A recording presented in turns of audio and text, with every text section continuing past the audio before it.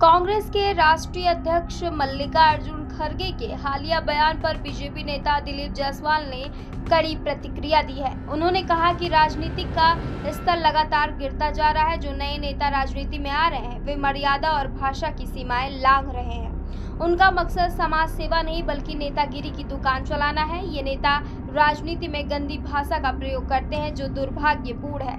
भगवान से प्रार्थना है कि उन्हें सद्बुद्धि दे।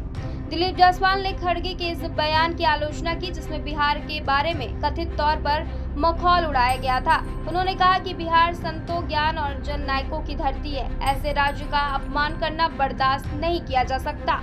खड़गे साहब को बिहार के गौरव को समझना चाहिए। आरजेडी नेता तेजस्वी यादव द्वारा सरकार बनने पर युवा आयोग और नए विश्वविद्यालय खोलने की घोषणा पर दिलीप जायसवाल ने कटाक्ष करते हुए कहा कि तेजस्वी जी बताएं कि उनके शासन में अब तक कितने विश्वविद्यालय खुले हैं। कांग्रेस और राजद ने 70 वर्षों तक शासन किया, लेकिन शिक्षा के क्षेत्र में क्या दिया?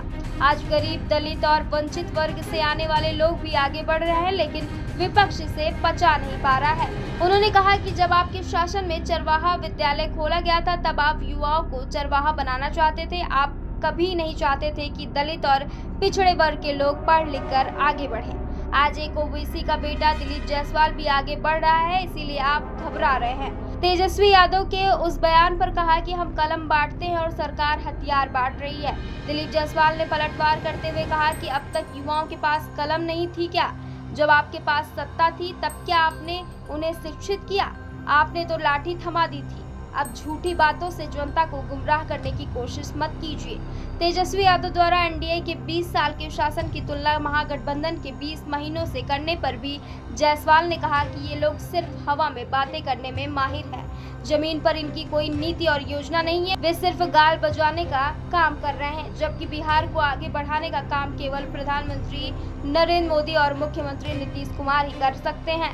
आज की खबर में बस इतना ही। ऐसी तमाम खबरों को जानने के लिए जुड़े रहिए केशव टाइम्स के साथ।